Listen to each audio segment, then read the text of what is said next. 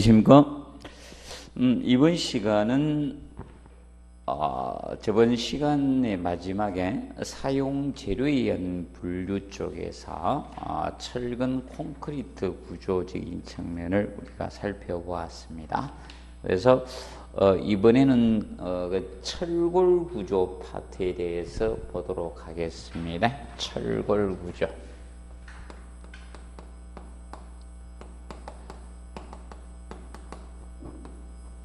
자, 이 철골 구조는 보통 형강이라고 나오죠. 형강은 여러 가지 단면 형상을 가지는 강제를 보통 형강이라고 합니다. 그래서 형강은 보통 여러분들이 보면 H 형강이나 대표적으로 I 형강, Z 형강 이런 것들 종류가 형상을 가지는 강제를 우리가 형강이라고 합니다. 여러 가지 이 단면 형상을 가지는 강제, 단면 형상을 가지는 강제를 통틀어서 형강이라고 칭합니다. 형강. 그래서 알파벳 H 형상을 가지는 강제를 H 형강, 알파벳 I나 또 디귿 형강이 이렇게 보통 명칭이 부여됩니다. 그래서 이 형강이나 그래서 기본적으로 이렇게 생긴 H 형강, 우리 주변에서 공사장에서 가장 많이 보는 게 이렇게 된 형강을 많이 보실 겁니다. 그래서 단면 형상이 알파벳 H처럼 생겼다 해서 쭉 길게 해서 이것을 보통 조립이나 용접 같은 거 해서 이렇게 볼트 조립이나 해서 하는 것을 보통 형강이랬네. 그래서 형강이나 강판 등을 리벳이나 볼트, 용접이나 이런 것으로 구성하는 구조가 이 철골 구조라고 합니다. 그래서 이제 철골 구조는 다른 말로 강구조 이렇게도 칭합니다. 강제를 사용한다고 해서 강구조 이렇게 칭하게 되는 게 철골 구조입니다. 그러면 철골 강제로 뼈대를 구성해서 조립한 구조가 철골 구조의 개념이라고 보시면 됩니다. 자, 그러면 철골 구조는 어떤 부분에 문제점이 있고 좋은 점이 있는가 이런 걸 살펴보도록 하겠습니다. 그래서 다 공부하실 필요는 없고 철골 구조하면 조립을 합니다. 조립하다 보니까 어떤 장점을 가질 수 있는가 하면 보통 현장에서 주변에 많이 보면 철근 콘크리트를 하면요, 작업이 많습니다. 보통 보면 철근 배건 해야 돼가지고 급푸지 만들어서 그다음에 콘크리트 타서 해서 일정 시간 양생도 시켜야 되고 공사 기간이 오래 걸립니다. 그런데 철골로 하면 막 조립해 가다 보니까 굉장히 빠르게 작업을 할 수가 있다는 겁니다. 그래서 우리나라의 대표적으로 63빌딩 옛날 지을 때 철골 구조로 지었거든요. 그리고 이제 대표적인 철골 구조가 9.11테러로 붕괴된 무역센터 건물 있죠. 쌍둥이 빌딩. 그것이 철골 구조였습니다. 그래서 이제 철골 구조는 장점적인 측면 간단히 몇 가지만 해드릴게요. 거기 있는 책에 있는 것보다 그냥 기본적으로 조금 알아둬야 될 것이 장점이 어떤 장점이 있는 게 자 이겁니다. 공사 기간을 갖다가 공사 기간 줄여서 공기라고 합니다. 공기. 그래서 보통 공사 기간은 보통 공사를 착공해서 준공까지 걸리는 시간을 보통 공사 기간을 줄여서 공기라고 합니다. 그래서 이제 보통 공사 기간 단축을 공기 단축 이렇게 보통 이야기합니다. 그래서 공사 기간을 갖다가 단축할 수 있다는 겁니다. 단축할 수 있는 그 특징을 가지고 있는 것이 바로 철골 구조의 개념의 대표적인 장점이라고 보시면 됩니다. 기억을 해 두시고, 그 다음에 이제 철골 구조는 이제 보통 이겁니다. 적은 단면으로 큰 하중을 받을 수가 있습니다. 그래서 건물 전체의 무게를 줄일 수 있다는 겁니다. 그러면 철근 콘크리트는 보통 단면이 철골 구조에 비해서 단면이 커야지 하중을 받아줍니다. 그렇기 때문에 보통 자기 몸무게를 이기기 위해서 자꾸 단면이 커져야 됩니다. 그래서 건물의 무게가 굉장히 무겁습니다. 그래서 이제 자, 이 철골 구조가 이 철근 콘크리트 구조에 비해서 아파트 뼈대가 철근 콘크리트죠. 구조보다 건물 전체의 무게를 줄일 수 있습니다. 건물 이 전체의 중량을 줄일 수가 있습니다. 중량을 줄일 수가 있습니다. 줄일 수 있는 것이 특징입니다. 그래서 자중을 좀 줄일 수 있는 것이 이 철골 구조의 특징이라고 보시면 되겠습니다. 자, 그리고 이제 얘는 이제 단점적인 측면이 제일 중요합니다. 이 단점. 자, 단점적인 측면에서 우리가 살펴볼 것이 철골 구조는 고열에 열에 약합니다. 그래서 보통 900도씨 이상의 하재 온도가 도달되면 강도가 제로가 됩니다. 그래서 내화성이 떨어져요. 그래서 안일비자를 붙여서 비내화 구조예요. 비내화적입니다. 불에 약합니다. 그래서 보통 내화성, 내화적이다 표현하는 것은 하재에 견딜 수 있는 성질을 보통 내화성이라고 합니다. 불에 견딜 수 있는 성질. 그런데 안일비자 비내화적인 구조가 됩니다. 그래서 별도로 내화 피복이 필요합니다. 철골 구조를 하게 되면 내화 피복이 필요한 것이 보통 이 철골 구조의 단점이라고 보시면 됩니다. 자, 그리고 녹슬기가 쉽습니다. 대기 중에 방참에 녹슬기 쉽습니다. 녹이 있습니다. 그래서 이 녹슬기 쉽기 때문에 무엇을 해주는가 하면 녹막이칠을 해야 됩니다. 주기적으로. 그래서 녹막이칠이 필요합니다. 녹막이칠. 그래서 보통 구조, 남성, 여성으로 따져서 구조로 따지면 남성은 철근 콘크리트 구조다. 그래서 남성들은 운동하면 보통 몸매를 어떻게 우람하게 만들려고 막 운동을 하고 여성분들은 라인 위주로 하잖아요. 그래서 여성적인 구조가 철근 구조고 남성적인 구조는 철근 콘크리트 구조다 이렇게 보시면 됩니다. 그래서 보통 그런데 유지관리비가 보통 남성이 많이 들어갑니까? 여성이 많이 들어갑니까? 여성분들 유지관리비 많이 써죠. 남성들은 마시는데 많이 써요. 그래서 이 농약의 질을 많이 해야 됩니다. 결과적으로 무엇이 필요한가 하면 유지관리비가 많이 들어간다는 거예요. 유지관리비가 많이 들어갑니다. 특징이. 그래서 기본적으로 아파트 구조체가 철근 콘크리트로 가는 이유도 유지관리비가 제일 적어요.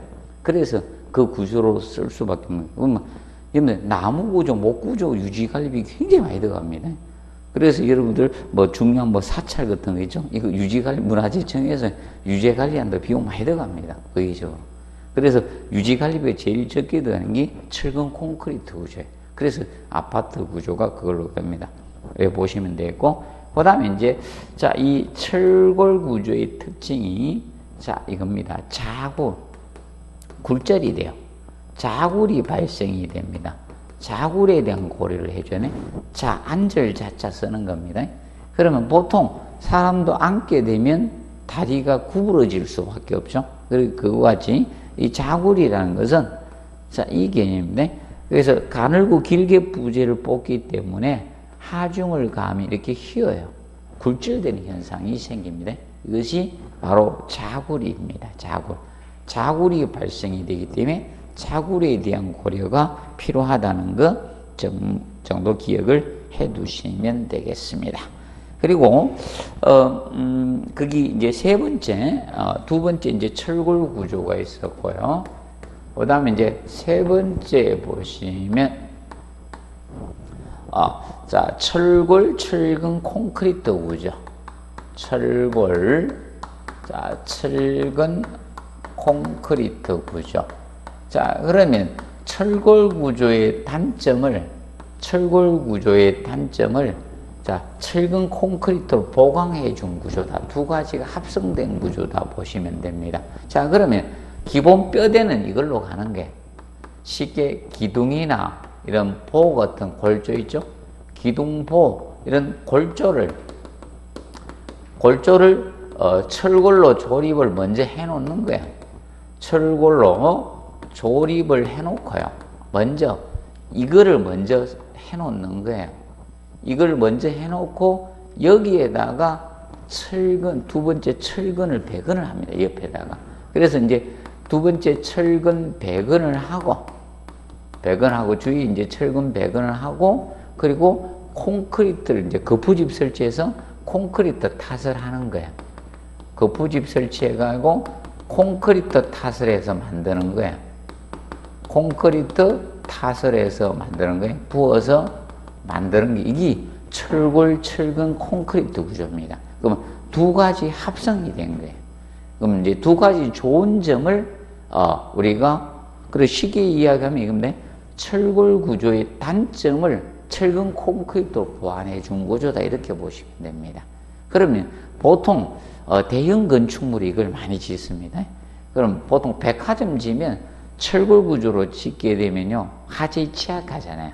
그러면 백화점 같은 데 많이 이렇게 짓습니다. 최근의 흐름이 백화점이나 아니면 뭐 요새 저런데 서울 뭐 도심지 같은데요 이런 빌딩들 지을 때 이 구조로 많이 짓게 됩니다.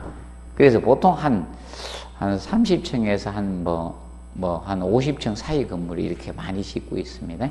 그래서 철골, 철근, 콘크리트 구조는 바로 철골 구조하고 철근 콘크리트 구조를 합쳐요. 그런데 얘는 무게가, 자체 무게가 단위 면적, 단위 부피당 무게가 철근 콘크리트보다 더 많이 나가요. 그럼 보통 철골, 철근 콘크리트는 얘는 무게가 2.5톤이 됩니다. 1입방미터당 자중이 2.5톤 정도가 됩니다. 2.5톤 무게가. 그래서 이제 철근 콘크리트가 얼마가 2.4톤입니다. 철근 콘크리트 구조는 1입방미터당 1세제곱미터가 부피로 2.4톤인데 철골, 철근 콘크리트 1입방미터당 약 2.5톤 정도를 유지하고 있습니다. 그렇게 보시면 됩니다. 2.5톤. 그래서 철골 뼈대가 들어가다 보니까 0.1톤 정도 더 증가된다. 이렇게 보시면 됩니다. 그럼 얘는, 자, 이거 보시면, 그러면 콘크리트 피복해 주니까 얘는 내하 구조가 되는 거예요. 내하. 하재에 견딜 수 있는 성질은 좋다는 거예요. 그리고 내구. 오랫동안 녹슬지 않고 견딜 수도 있는 내구적인 구조도 되는 겁니다. 수명 길게 갈 수도 있는 겁니다. 그리고 내진 구조도 되고 다 됩니다. 내진 다 됩니다. 강력한 구조체라고 보시면 된다. 그러면 보통 이 철골, 철근 콘크리트로 지어진 건축물이 지진에 강하다 이렇게 보시면 됩니다. 그래서 이런 건축물이 우수한 구조라고 보시면 되겠습니다. 뭐 간략히 한번 봐두시고요. 얘는 1회 시험 때 한 번 나왔었습니다. 1회 시험 때 고르는 거. 그럼 얘가 뭔가 하면 자 이거 됩니다. 철골 콘크리트 부어 넣으면요. 콘크리트는 굳으면 어떻게 됩니까? 굳으면 못 움직이죠. 그래서 접합부가 일체화가 되는 일체식 구조입니다. 얘가. 이거는 일체식 구조가 되는 거면 구성 양식에 따라서 접합부가 일체화가 되는 일체식 구조예요. 그래서 1회 때 요거 나왔었습니다. 일체식 구조 찾아라고 한번 나왔는데 그 다음부터는요 1회 시험에 나와가지고 자, 보통 초반 끝발 개끝발 이러면서 그 다음부터 한 번도 안 나왔습니다. 대신 철근 콘크리트 구조가 계속 시험에 나온 겁니다. 그러면 이제 왜냐하면 아파트 주뼈대가 철근 콘크리트고요. 자, 그럼 철골, 철근 콘크리트 구조로 지어진 것은 주상 복합 건물 중에 한두 개, 몇 개밖에 없는 거예요. 그래서 일단은 철근 콘크리트 구조가 주 시험에 나오는 겁니다. 그렇게 보죠. 그래서 저번 주에 배웠던 라멘 구조 있죠? 배웠죠?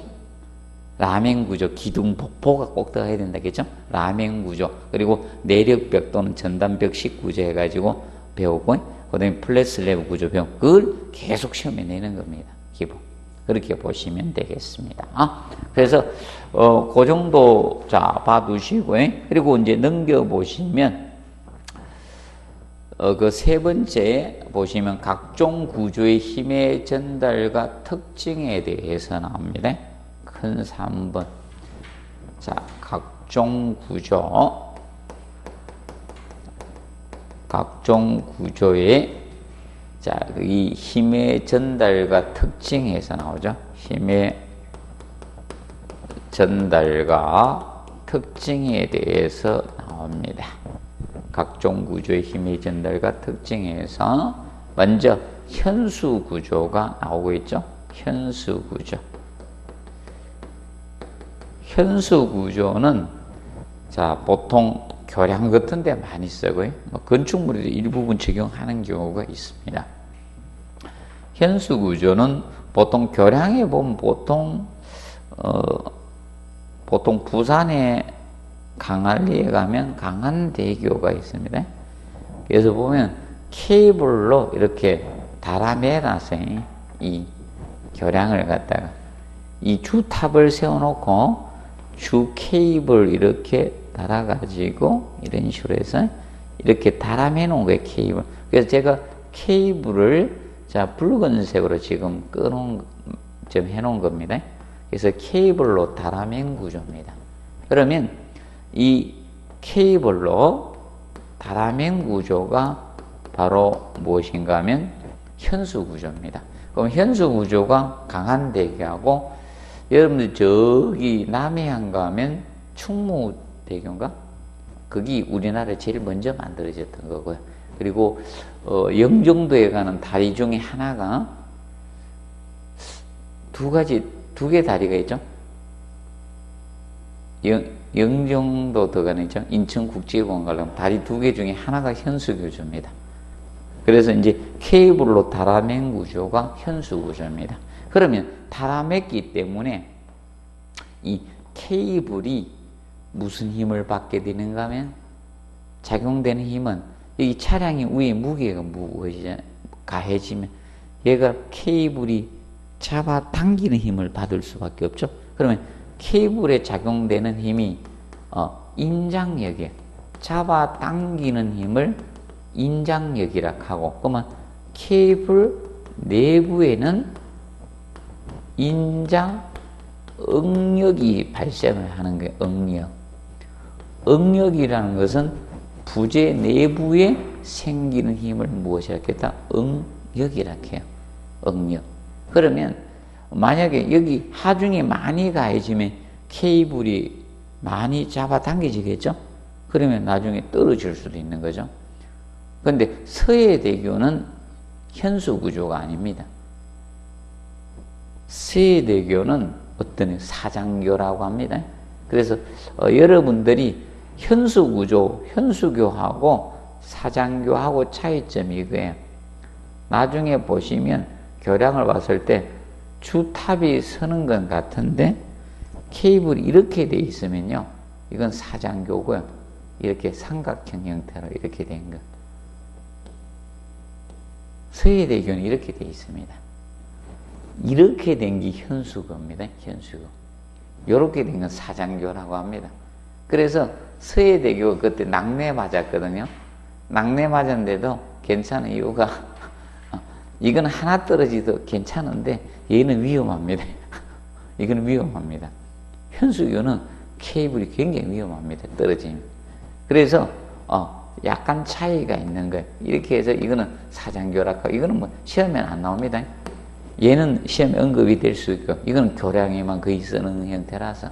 그래서 이 현수구조는 케이블로 달아맸기 때문에 케이블 내부에는 인장응력이 지배적인 상태가 될 수밖에 없습니다. 이런 형태다 보시면 되고, 그리고 거기 2번에 보면 셀구조가 나오죠. 셀구조는 조개 껍질 그 곡면 형태로 만든 거예요. 달걀 껍질 이런 곡면, 그 곡면으로 우리가 된 구조. 그러면 셀구조는 보통 일반 거기 사진을 보시면 이것이 바로 시드니 오페라 하우스입니다.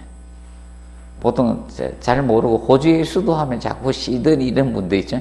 호주의 수도 시드니 아닌데 이거 하도 많이 본 게 시드니를 많이 봤거든요. 뭐 시드니가 세계 몇 대 항구 중에 하나죠. 맞죠? 아름다운 항구 중에 하나일 겁니다. 그래서 이걸 하도 배워가지고 호주에 수도하면 이 시드니가 아닌데 자꾸 시드니 하려고 들어왔습니다. 그래서 이제 이게 바로 셀 구조입니다. 그러면 셀 구조, 사람이 이겁니다. 원래 사람이 동일한 힘을 딱 가해가지고는 생달걀을 못 깬답니다. 똑같은 힘을 가해주면. 그런데 어느 한쪽 힘을 세게 주기 때문에요, 달걀이 깨지는 겁니다. 동일한 줌을 주면요, 인간의 힘으로 못 깬다 하거든요. 같이 힘을 가하면 그 곡면에다가. 그래서 그 곡면 내응력으로 전달하는 게 셀 구조입니다. 그런데 뭐 시험에 한 번만 언급이 되고 그 다음부터 언급이 없습니다. 그래서 한 번 정도 낸 것 같습니다. 그래서 이제 우리가 알아둘 거는 이겁니다. 이 셀 구조는 보통 그 곡면이죠. 이 면내응력으로, 그래서 보통 힘을 다 전달한다라고 보시면 됩니다. 간단히 한번 알아두시고, 그리고 거기 이제 3번에 입체 트러스 구조 있죠. 얘는 알아두셔야 됩니다. 입체 트러스 구조. 그럼 그냥 트러스 구조든 입체 트러스 구조든 삼각형으로 짜 맞춘 거거든요.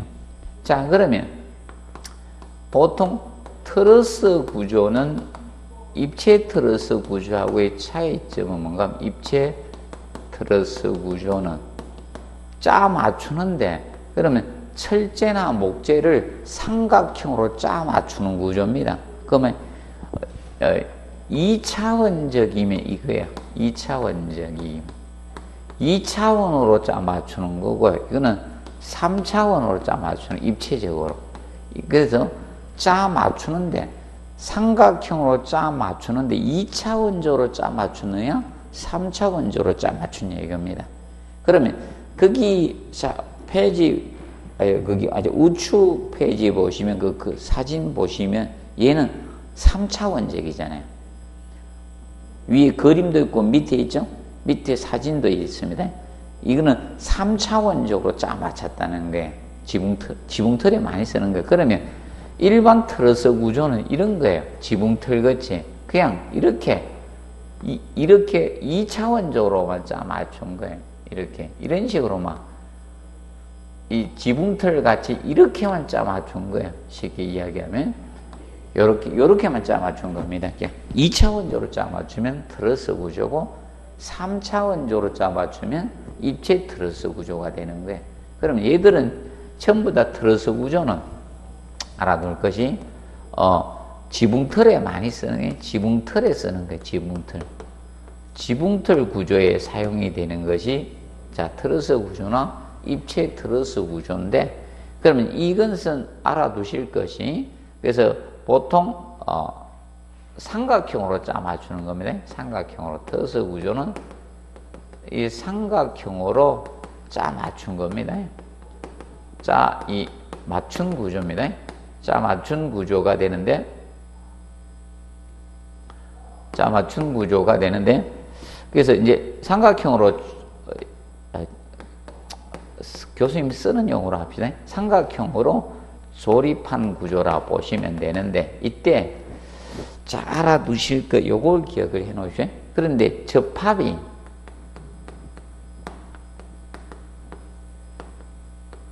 이 트러스 구조는 접합을 어떻게 해놓는가 하면 핀으로 해놨습니다. 그래서 이렇게 꼽아나가 이렇게 움직일 수 있도록 해놨습니다. 그것을 갖다가 핀 접합이라고 해요. 그래서 간혹 가다가 이제 나중에 보실 분들이 있을 분들은 여기 이 구조가 있는가 모르겠네요. 서울에는 보면 자주 보이는데, 그래서 이렇게 꼽아놨습니다. 움직일 수 있도록. 그래서 이걸 갖다가 핀 접합이라고 해요. 접합을 트러스 구조의 접합법을 핀 접합이라고 합니다. 핀 접합. 그래서 이제 요 개념 알아두시고 요거 가지고 한번 출제가 되었었습니다. 그리고 공부를 해 두실 때 이제 저겁니다. 거기 부재가 무슨 힘만 받도록 한다? 축방향력만 받도록 한다. 축방향. 그래서 힘을 부재가 축방향력만 받도록 하는 겁니다. 축방향력. 그래서 축이라는 것은 쉽게 길이 방향의 축이다 이렇게 보시면 됩니다. 원래 축 개념은 이걸 축이라고 했습니다. 축은 이걸 축이라고 칭합니다. 보통 부재가 있을 때 이 도면의 중심을 도심이라고 표현합니다. 이 도심이고요. 도면의 중심을 도심이라 해요. 이 도심과 도심을 연결한 선, 이것을 축이라고 합니다. 이걸 축. 그러면 길이 방향을 뭐다? 축 방향력이라. 그 방향으로 작용되는 힘을 축 방향력 이렇게 보시면 됩니다. 그래서 부재의 길이 방향을 무슨 방향? 축 방향력이라 보시면 그 방향. 그러면 축 방향력은 자, 이 두 가지가 있습니다. 축 방향력은 잡아당기는 힘이 작용이 될 수 있습니다. 인장력하고 누르는 힘이 압축력. 잡아당기고 누르는 힘이 작용이 될 수가 있습니다. 이것을 축 방향력이라 해요. 축 방향으로 작용될 수 있는. 자, 그럼 제가 이렇게 서 있으면 어떻게 됩니까? 무게에서 눌러지죠?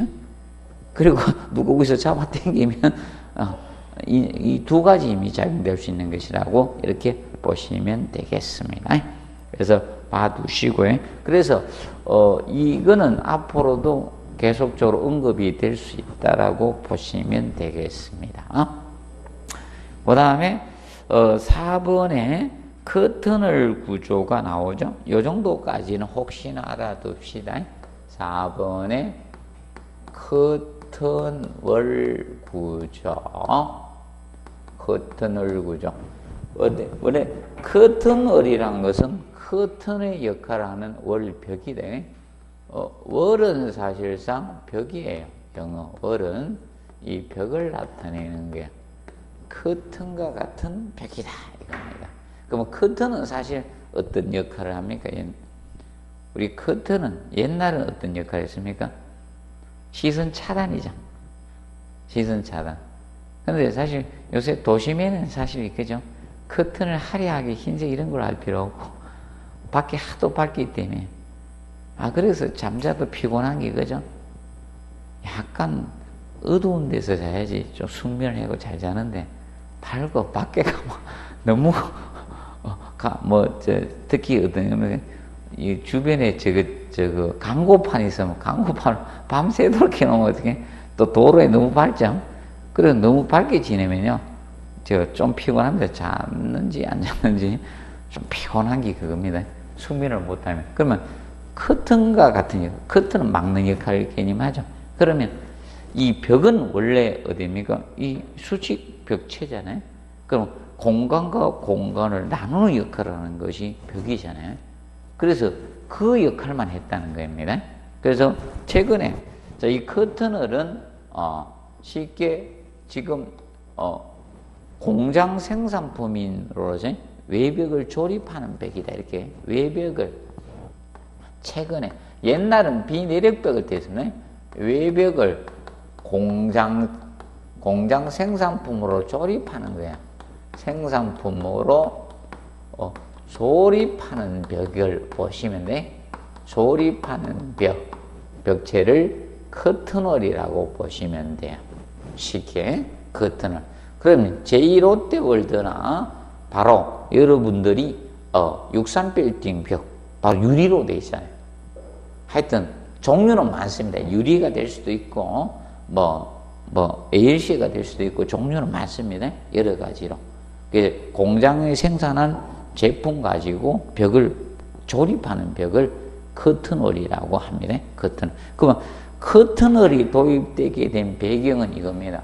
외벽을 콘크리트나 벽돌로 짓게 되면 무게가 어떻게? 너무 많이 나가요. 건물이 고층화되다 보니까 건물의 무게를 줄이기 위해서 도입한 제도다 이렇게 보시면 됩니다. 그런데 제일 중요한 것은 이겁니다. 얘는 외벽을 조립하는데 이 커튼을 구조는 내력벽이 아니라는 거예요. 아닐 비자 써서 비내력벽이라는 거야. 비내력벽. 그래서 상부에 건물의 자중이나 있죠. 건물의 고정하중이나 하라중 같은 걸 분담하지 않습니다. 그래서 이 비내력벽에 속한다는 것. 그래서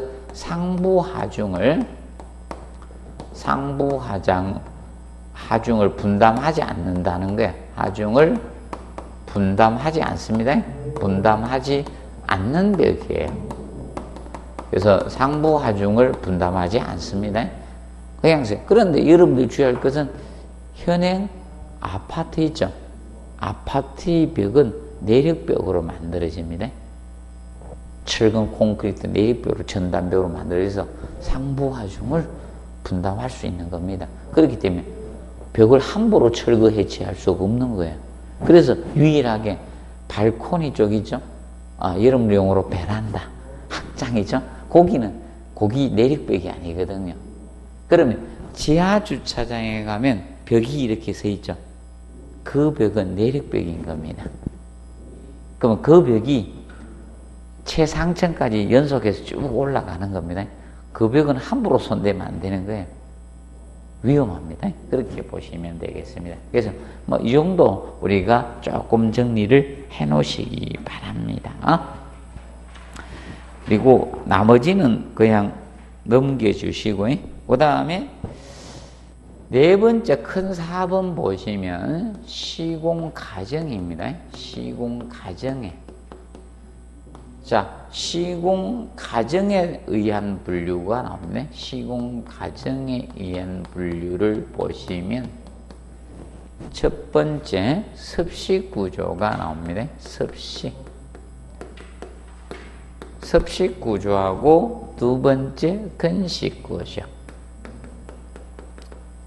자, 두 가지 차이점은 이거라고 보면 돼. 두 가지 차이점은 물의 사용 여부라고 보시면 됩니다.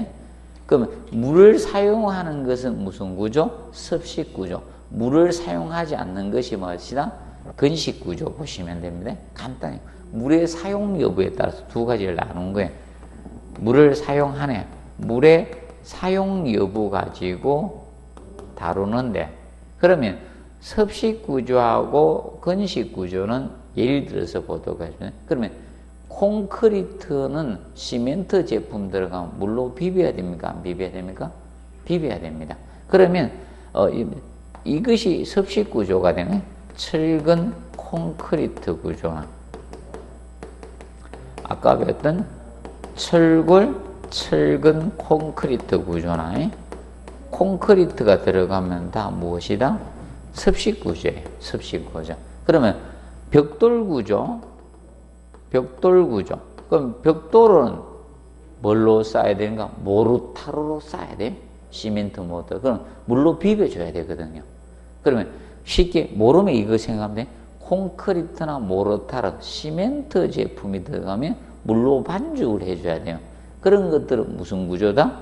습식구조다. 이렇게 보시면 됩니다. 그러면 벽돌구조나 이런 블록구조 같은 이런 것들 등등 이런 게 여기에 들어가는 거예요. 그러면 근식구조는 물을 사용하지 않기 때문에 나무구조나 철골구조 이런 것들이 대표적으로 근식구조다. 이렇게 보시면 됩니다. 그러면 주의할 점은 이거죠. 근식구조하고 습식구조의 차이점은, 그러면 자, 계절에 영향이 없는 것이 무엇입니까? 물을 사용하면, 겨울에 물을 사용하면 얼죠. 그럼 공사가 어렵겠죠?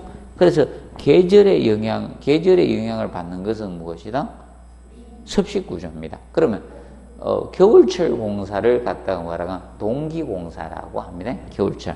그럼 얘는 겨울철 공사가 어렵죠? 겨울철을 동기라고 합니다. 겨울철 공사를 동기공사라고 합니다. 그래서 겨울철 공사가, 이건 어렵죠? 공사가, 할 수가 없는 반면에, 얘는 겨울철 공사, 동기공사를 할 수 있는 거죠? 그럼 계절의 영향을 적게 받는다는 거예요. 겨울철 공사가 가능한 거죠? 얘는 할 수가 있다는 겁니다. 그러면 계절의 영향을 받지 않는 것은 근식구조가 덜 받고 습식구조가 계절의 영향을 더 많이 받는다. 이렇게 보시면 되겠습니다.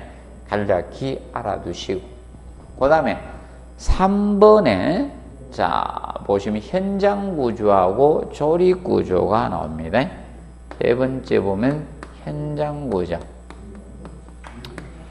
현장 구조하고 조립식 구조, 조립 구조, 프리패브 구조. 그래서 이 조립식 구조가 나오는데 조립 구조.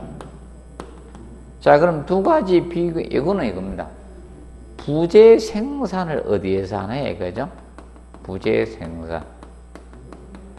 부재 생산을 어디에서 하냐에 따라서 나눠진 거예요. 시공 과정. 그러면 현장에서 모든 부재를 재료를 제작 가공하는 게 현장 구조입니다. 그 반면에 조립 구조는 부재 생산을 어디에서 한다? 공장에서 하는 거예요. 이거는 부재 생산을 공장에서 하고 공장에서 하는 거야. 이건 다 현장에서, 이건 다 현장에서 하는 거고요. 이거는 모두 현장에서 부재 생산이 이루어지는데 부재 생산 공장에서 하고요. 그리고 이것을 운반을 해가지고 현장에서 조립하는 거죠. 현장 조립하는 겁니다. 현장 조립하는 구조. 이것이 조립식 구조의 개념이 되는 거예요. 그래서 조립식 구조는 초반에만 나왔어요. 지금 나오면요, 종합문제 지문밖에 없어요. 초창기에 있습니다. 왜 그런가 하면 우리나라 초창기에 한동안요 80년도 하고 있죠, 90년도 그 사이 조립식 약간 붐이 좀 있었어요. 80년도 그때까지 뭐 논문도 내고 막 이렇게 공법 내고 교수.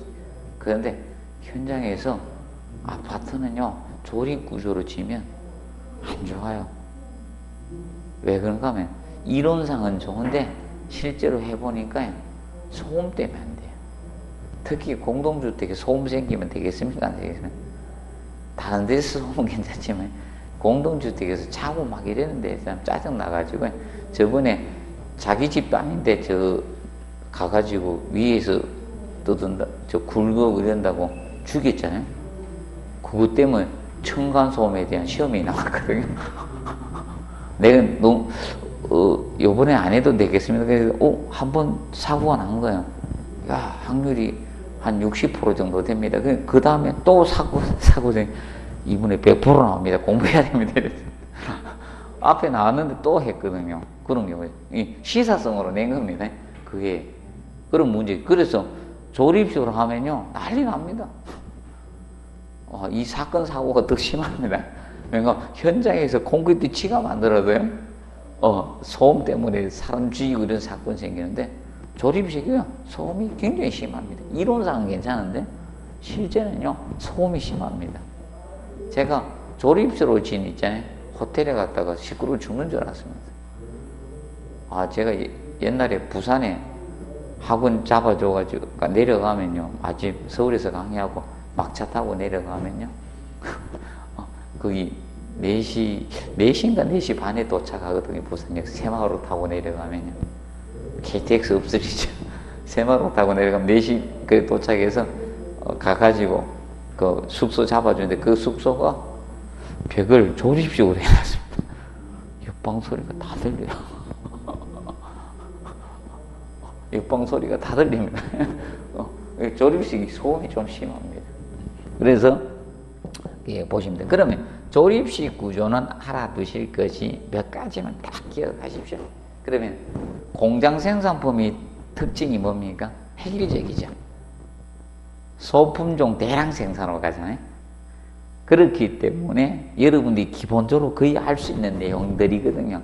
거의 뭐 한국에 살고 있으면 한국 글씨만 알면 거의 맞출 수 있는 정도로 내는데 몇 가지만 딱 기억하십시오. 다른 건 필요 없고요. 그러면 얘는 현장에서 조립하기 때문에 자 이런 특성을 알아두는데 접합부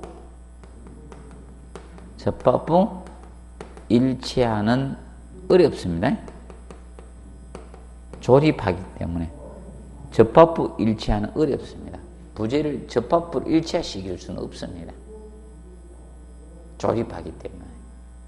자, 그리고 어떤 기준, 접합부 일치하는 어렵다니? 일치하는 없습니다. 잘못 썼습니다. 문장을 이상하게 썼네. 접합부 일치하가 어렵다. 문장을 이상하게 썼네. 접합부 일치하가 어렵다. 자, 그리고 알아두실 것이, 자, 이 조립식 구조는 다양한 외형 추구가 곤란하다는 적인 측면, 이 두 가지는 좀 알아두시면 됩니다.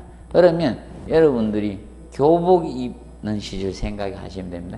교복 입으면 다양성이 없죠. 군복 입고 그래요. 군복 입고 교복 입으면 찾기가 힘듭니다. 와, 한꺼번에 확 나오면요 찾기 힘듭니다.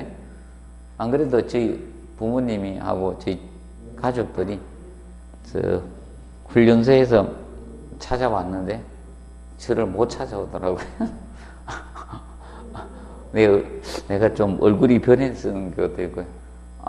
군에 가기 전에 50몇 킬로밖에 안 되는데 군에 가니까 열심히 체력을 내놔서 시간대 탁탁 먹고 이러니까 살도 약간 찐 상태에서 군복 입으니까 못 찾아가. 내가 찾아갔지 않습니까? 그래, 왜 날 못 찾아오냐고? 다 똑같네. 군복 입혀놓으니까. 다양성한 외형 추구는 어렵다는 겁니다. 그 측면을 우리가 알아두시면 되겠습니다. 자, 그리고 나머지 그 다음에 그 세 번째 프리캐스트 부재라고 나오는데, 프리캐스트 부재. 자, 공장이나 현장에서 미리 제작된 부재를 프리캐스트 부재라고 합니다. 프리캐스트는 미리 제작된 부재다, 이렇게 보시면 돼요. 미리 제작된 부재를 프리캐스트 부재라고 합니다. 쉽게 공장에서 생산한 제품도 미리 제작한 거죠. 그럼 보통 여러분들이 아파트 지을 때는 보면 현장에서 뚝딱뚝딱 다 하죠. 공사장에서 막 다 만듭니다. 근데 최근에 보면 이게 문제죠. 남의 배려가 없다는 거 이야기했죠. 그래서 지금 전부 다 지금 두 건 다 TV 보면 다 뭐가 문제입니까? 땅 팠는데 땅 파괴되는데 어떻게 됩니까? 지금 현재 문제가 이 흙막이 문제죠. 여기 문제로 되니까 여기에서 이게 침하됐잖아요. 그래서 거기 어디 아파트 단지 이렇게 도로 침하되고, 제가 옛날부터 우리는 남에 대한 배려가 없다라고 맨날 얘기하는데 여기 유치원도 아니죠? 붕괴되잖아요. 왜냐하면 외국에 비해서 우리는 안전불감증입니다, 사실상. 그래서 특히 이 연약 집안은요 보강해주고 해야 됩니다. 그냥 하면 굉장히 문제가 생기는 겁니다. 그럼 만약에 여기도 유치원 같은 경우는요 이렇게 앙카하면 많이 심어야 돼요. 굉장히 길게 해야 됩니다. 심어주든지 아니면 여기에 보강을 해가지고 튼튼하게 해줘야 됩니다. 안 하면 이런 문제가 생깁니다. 그리고 다른 인접 대지나 건축물에 대한 보강을 미리 해주고 처리를 해야 되는데 비용이 많이 들어가니까 그걸 한다 안 한다? 안 한다는 겁니다. 그리고 이거 문제는 심각한 것이 뭔가 우리나라 국책사업이나 공기업들이 할 때도요 보강을 안 해준다는 거예요. 쉽게 지하철 공사 같은 거 하죠. 그런 거 하면 어떻게 해야 됩니까? 충분히 보강해주고 해야 되잖아요. 분명히 원인은 압니다. 자기들 공사 때문에 된 거 분명히 아는데도 오리발 내밉니다. 인과관계 설명하라 해요. 그거는 인과관계 설명은요 내가 보기엔 일반 주민이 어떻게 인과관계를 다 설명해요. 맞죠? 그럼 공사자가 인과관계 안 그렇다는 걸 증명을 해야 됩니다. 그렇게 가야 됩니다. 법원이. 우리나라는 문제가 이거죠. 약자한테 설명하라 하면 됩니까 그걸? 맞죠? 돈도 없는데 지식도 없는데 뭘 설명하라는 겁니까? 법이 있는 사람 편으로 만들어져 있습니다. 지금. 판사도 다 그래 판결하잖아요. 있는 인간 위주로 판결을 해주지 않습니까? 이게 문제인 거예요. 그래서 이런 공사도 실제 문제입니다. 그래서 봐두시고 그 다음에 이제 재방지 성능상 분류해가지고 나오죠. 그러면 내진구조 나오는데 재방지 성능상 내진구조. 자, 내진구조는 이걸 기억해요. 내진은 지진이나 진동 같은데 견딜 수 있는 구조를 내진구조라 하면 돼. 내진구조. 그러면 여러분들 이런 것들은 내진구조에 속합니다. 예를 들어서 자, 일체식 구조들. 일체식 구조나 가구식 철골 구조나 목구조 같은 것은 내진 구조 해당이 돼요. 이건 돼요. 일체식 구조나 가구식 구조는 내진 구조에 해당이 됩니다. 그래서 여러분들 이겁니다. 경주에 지진이 났을 때는요, 담장이나 기왓장 흘러내린 거 이런 게 다예요. 근데 포항에 오니까 틀려지죠. 맞죠? 그리고 액상화 문제가 있습니다. 액상화가 생기면요, 집안인데 집안의 액체처럼 거동하는 거, 움직이는 거예요. 그럼 액상화는 보통 매립지가 문제예요. 매립지. 절대 땅을 사면요, 꼭 보고 사야 돼요. 과거에 뭐였는가, 변천사를. 그래서 안 좋습니다. 매립지. 여러분들 꼭 명심하십시오. 땅 사가 집 지어가면 매립지 사면 안 됩니다. 흔들어 버리면 난리 나는 겁니다. 그래서 홋카이도 봤죠? 지진한 거. 미리 비가 온 상태에서 물이 머고 있는 상태에서 흔들어 보니까 확 흘러내리는 겁니다. 액상화 현상 때문에. 액체처럼 움직이 버리니까 흘러내리는 겁니다. 그래서 집을 지을 때 꼭 명심하십시오. 제가 그래서 옛날 제 강의 시작하면서 계속 이렇게 이야기했습니다. 아파트에 살면요, 3층까지는 남에게 양보를 하세요. 저는 강의 시작하면서 항상 이야기했습니다. 어려서부터 3층 아파트 딱 있으면 미리 이야기하면 제가 이야기하는 이런데 아파트를 어디 자 이겁니다. 밑에서 3층까지 남에게 양보하시고 그리고 척벽 라인 있죠. 척벽 라인, 양쪽에 척벽 라인, 이것도 남에게 양보하세요. 그리고 이 조망권 좋다는 위에 있죠. 맞죠? 이것도 남에게 양보하세요. 내가 땅 명심하세요. 이거 양보하시고 뭐 어디 놀러 갔습니까? 전망 좋은 데 갔어요? 전망 좋은 거는 이겁니다. 집에 혼자 있는 사람이 있죠. 다 출근하고 계속 반복적인 일을 하는 한 분이 집에 있으면요, 우울증 걸려요. 전망 좋으면. 명심하세요. 전망이 좋으면. 그럼 간혹가다 이럽니다. 전망이 너무 좋으니까 내가 왜 살지 이러면서 한번 뛰어내려 볼까 이런 생각도 하고 이런답니다. 우울증입니다. 도로. 너무 팍 튀면 안 좋아요. 몰라, 그게 풍수지리학적으로 맞는 것 같아요. 제가 제일 처음에 신혼 때 괜히 전망 좋은 데를 가가지고 우리 와이프 저를 많이 끌었어요. 그래가지고 풍수지리학을 강의하신 분이 강의를 딱 하네. 전망이 너무 좋으면 안 된다고 막 쭉 얘기를 들어서, 그래 다음에 이사 갈 때 전망을 조금 줄인 데 갔어요. 그러니까 옆에 있잖아요, 아주머니도 많이 사귀고 나를 별로 안 끌었습니다. 그것도 있습니다. 풍수지리학적으로. 그래서 이런 데 빼고 여기에 사셔야 됩니다. 그래서 내가 농가가 옛날부터 이야기했는데, 그래서 우면산 산사태 했을 때 밑에 다 쳤잖아요. 그리고 그때 학생들이 이럴 때, 선생님 이야기 딱 맞아 떨어지네. 그리고 필로티 구조 사지 말라고 포항 지진이 되죠? 필로티 흔들었고요. 내가 이야기한 게 다 그대로 됩니다. 그래서 이것도 흑막이도 내가 맨날 이야기했거든요. 보강해주고 해야 되는데, 그 이제 사건 막 터지는 겁니다. 자, 그래서 이제 내진 구조는 이걸 기억하시고, 그런데 주의할 점은 이겁니다. 내진 구조는 이런 것도 내진. 근데 이건 아니에요. 조적식 구조. 이거는 내진 구조가 아닙니다. 조적식. 자, 조적식은 이 벽돌 구조죠. 벽돌 구조.